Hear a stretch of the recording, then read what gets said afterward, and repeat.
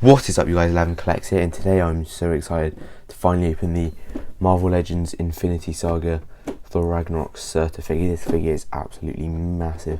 I had to rejig my whole setup for filming to be able to fit the box in. It actually looks incredible to get this massive window box showing Surtur in.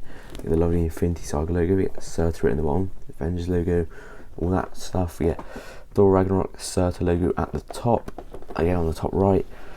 On the side we get the Infinity Saga sort of logo, we get all the sort of rainbow characters and the Avenger logo. On the back we get the movie poster and a read up. So yeah, I can't wait to finally open this figure. It is massive and the camera really doesn't do it justice, just the box, you can't even see it. But yeah, we'll open this figure up and see it there. Out of the packaging, this figure is absolutely incredible. But just before we look at that, I'm going to show you some of the accessories it comes with. Obviously he's got two hand sculpts on him now. But I'll show you those in just a minute. First I want to show you the other hand sculpt he comes with. Comes with these two, so we get this open palmed hand there, looking really nice. And the detail on this whole figure, including the hand, is absolutely amazing. So we get this nice translucent orange plastic, and then we get this nice dark sort of burning effect on the back of the hand. And then we also get a fisted hand looking the same, and yeah, these both look really amazing. So you get a fisted hand and then an opened palm hand. Then on the figure is two sword holding hands, which I'll show you in further detail in just a moment. Then the other accessory he comes with is this awesome sword. I mean, it's massive and it's got amazing paint applications and details. So if you look here, you get this nice bright red on the blade part of the sword, then it gets darker at the top and down to the handle. We get more of that dark effect on it. Again, the camera really doesn't do it justice, but the thing is massive. I mean, I could literally hold this as like a knife. I mean, like not a sword, but obviously like a dagger or a knife. I could literally use that if it was sharp enough, obviously not, but like that literally fits most of the way across my palm. It's literally insane how big this sword is. And yeah, like I was saying, the detail on it is great. On this sort of hilt part, we get all this nice, the nice sculpted detail throughout all of this figure and this sword. As you can see quite closely there, and you get some scratches and wet, sort of battle damage.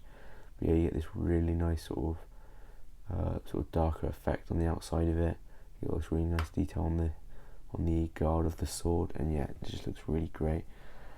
So here's the figure itself behind it, looking absolutely incredible. This thing is absolutely ginormous compared to a normal Marvel Legend, as you'll see in the comparison section. Looking a bit closer, first I'll show you the hands. So you get two sword holding hands, like I said, which again have a really nice detail, but they're pretty similar on both sides. This one's slightly sort of got more tight grip in the right hand, but pretty much the same. But yeah, the detail on this figure is incredible. I mean, firstly looking at this head sculpt, it looks so cool. Those eyes really stand out, even though they might not, because again they are just sort of yellow eyes, but they really use that paint to make those eyes stand out really nicely. His crown also looks really cool. The detail on it is incredible, and the sculpted detail throughout this figure is amazing. And what this head sculpt is really nice, as you can see. All that dark sort of brushing on the outside. The mouth looks great as well. You can really see those teeth. I mean, it doesn't really get lost in like in all the orange and black and red like you think it would. It does really stand out, and it's an amazing representation of the character. And moving down to the body, we get these extra fire pieces on the sort of shoulders, but a bit higher parts. Looking great. We get this amazing detail on the chest. We've got the charring, looking amazing on this true translucent plastic, which the whole figure is made out of. It's looking really cool. And yeah, you get this nice charring all over the back, which sort of, you look far away, it can sort of looks like a skeleton. Looks really nice. On the arms again, you get really dark charring at the top, and you get more of those flame effects. Then it moves down, and you get these really nice charring on the outside. On the inside, you get a lot less, which looks really cool. And yeah, you see the hands there, and you can see the hinge inside. It looks really nice. Same on the other arm. Actually, on this arm, it does have the fire piece a bit lower, and it does have some really nice extra paint on that fire piece with the yellow, looking really nice. Legs again look really nice at the back. That is one like these stand out a lot from the back, and also these legs don't have the charring on, and that does stand out a bit as well. If you notice, if you can see here, it just sort of looks a bit odd, but you know, you probably see it from the front most of the time anyway. And from the front, these look amazing. All the yellow, the orange, the red blends really well together. You get these really dark on the ankles, which looks nice. And then the feet, again, got that awesome detail. I mean, there's not too much to talk about. It's just a really nice figure. Sort of the pattern just sort of stays through. We get the mix of the fiery colours with the black char in it. It just looks awesome throughout the entire figure. And yeah, this figure is just so nice to have in my hands finally, after looking at it in a box for so long. So anyway, get this sword and just plug it into the hand. I'll try and do on camera, which is quite difficult. There we go. Yeah, it just slots in like that, and he does hold it pretty well. Kind of hard to tell. Sorry about the noise, but yeah, I'll just point it up a bit. He does hold it really well, and he stands up just like that. See, it doesn't add too much to the top heavy weight. One thing I really like about this figure is he's really, he's really firm at standing up. Loads of smaller figures have a massive issue of being way too top heavy, but even though you think this figure might be because he's really tall, even with holding the sword above his head, he really does stand very strong, and he does not tip over very easily. Now I'll try and show you how to change the hand. You just pop it off. It pops off quite easily, probably easier than a lot of other figures would, but then you just pop that one back in, and then you get this open palm hand, which you can use sort of like as he's getting ready for a strike, if you have the sword up there, if you know what I mean. Ooh, a bit stiff joints, but that's what you can expect, especially with a figure this size. Yeah, very incredible. So in terms of articulation, his head spins that far to the right before it gets interrupted by these flames, and that far to the left. Yeah, you can just get past that on there, so you can have him looking behind himself if you'd like. You can look up that far, which isn't really that much, but at the end of the day, I mean, with this tall figure, you're not exactly having a flight pose, are you? And it looks down that far, which is good enough, because I would say if he's looking down, he's not going to be looking much further down than that. Maybe it could go a little bit further, but then it obviously would be hindered by that. So yeah, anyway, we do get a tiny bit of tilt as we do with these figures nowadays, but not too much. But yeah, that's a decent amount of tilt actually. More than you get with some other figures. In terms of arms moving up, that one doesn't want to move up more than that, which isn't great. Give it a go with this one. I didn't really worry about breaking this figure though, but yeah, he does not want to go higher than that, and you can see why, as you can see there, it does get caught.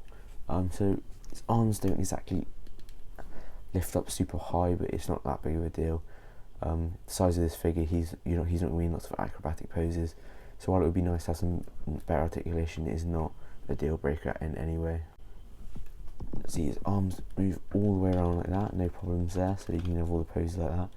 As you can probably see, it's a bit of a ratcheted joint on there, sort of clicks from place to place. Not a very audible click, but you can tell it is a bit of a ratchet. Anyway, you get a full bicep swivel, although it does get hindered there, but you can probably scrape it past, but you won't need to, and you can get it all the way around that way. Then you get a double jointed elbow, which on this side was very easy to use, but on this side it is very stiff. But anyway, it'll probably be different on your figure. With stiffness of joints, that does tend to be a figure by figure issue.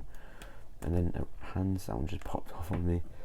I'll just try and slot that one back in, and bend forward that far, backwards that far. It's great range of motion on them.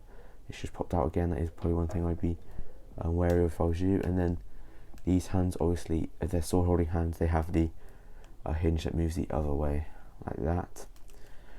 And yeah, that's the arms. In terms of the body, you get an ab crunch. You backwards that far, so yeah, fairly decent.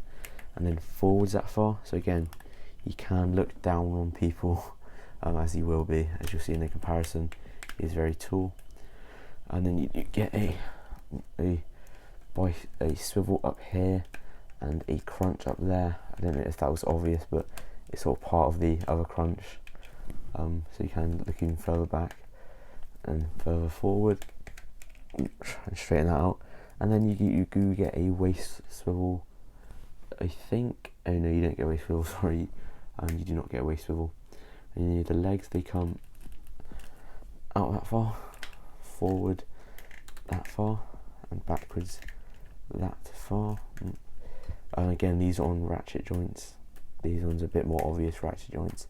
Obviously with big figures, it kind of needs to be to maintain its stability. And then you do get the bicep swivel, not the bicep, the thigh swivel, as you can see here, very stiff there on mine. And then you get a double jointed knee, which will not move for me. That one will not move at all.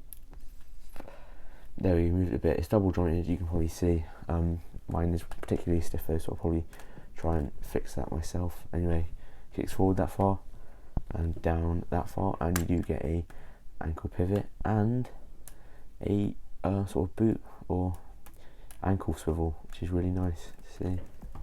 One thing that is slightly worrying is I seem to have a bit of red paint on there and a bit of black paint on my hands from messing with this figure. Hoping that's just from the initial movement of the articulations, maybe some of it chipped off and it's not going to be a continuous like sort of problem with it. Just had another massive piece chip off. That's not great. Really hoping that it's going to stop soon because it's getting a bit worrying. But anyway, so firstly here is Surtur next to the Endgame Thor. As you can see, he absolutely towers over him. This is a massive figure, as I said. Look at that comparison, and this is a fairly bulky figure. This is not a thin Marvel Legend in any way. So yeah, that is really cool. In terms of comparison, there. I'm not sure about in terms of accuracy. Obviously, when he destroys Asgard, he has the proper crown and everything, and then he becomes like the size of like two skyscrapers on top of each other, massive. But obviously, if you remember the start of the film, he is a lot smaller, more Thor's size. I'm not sure exactly about the scale. I think this might be right. It does seem about right, but I'm not 100%. But yeah, it does look really cool to have these together, and you can have them fighting. Oh yeah, this was my last review. One thing I did want to mention is I did say that my next review was going to be of this 2-pack here. Changed my mind. I decided, as my last one was Thor, I was going to do this Surtur as my next review.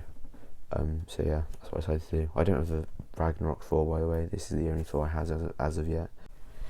So here he is in comparison next to Hulk. Obviously I don't have Ragnarok Hulk or any MCU Hulk as of yet, so I'm going with the Outback Hulk from the Avengers game. But as you can see, this is a massive figure. When I got this figure, I was absolutely astonished by like the size of it, and I was like, wow, this is a massive figure. And now look at the comparison. This thing towers over him. So yeah, that is insane. And yeah, if you go by that sort of Hulk Marvel Legends size, these will look good fighting each other. Another absolutely humongous figure that this towers over is the Build-A-Figure Abomination. If you have this figure, you'll know that he's absolutely massive, much bigger than the Hulk, as you can see, in terms of not height but in terms of bulk. And yeah, he gets towered over by Surtur. Here he is next to Thanos. I'm sure he could literally just cut Thanos in half easily. And finally, here he is next to Homecoming Spider-Man. As you can see, absolutely massive figure. This it's not even done it justice because of the angle. See, if I get Spider-Man in frame for like a review of the figure, look at the size of this Surtur. I mean, he absolutely towers over this Spider-Man. As you can see, he is absolutely massive in comparison. Now onto the posing.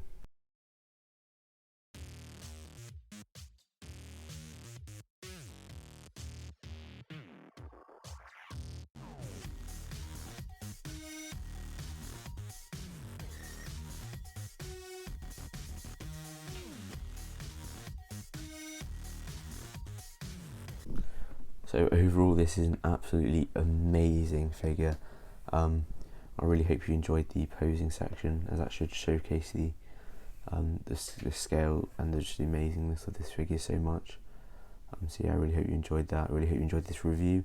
Next time it will be the 2-pack, I promise. So yeah, stay tuned for that, and I'll see you in the next one. Thanks.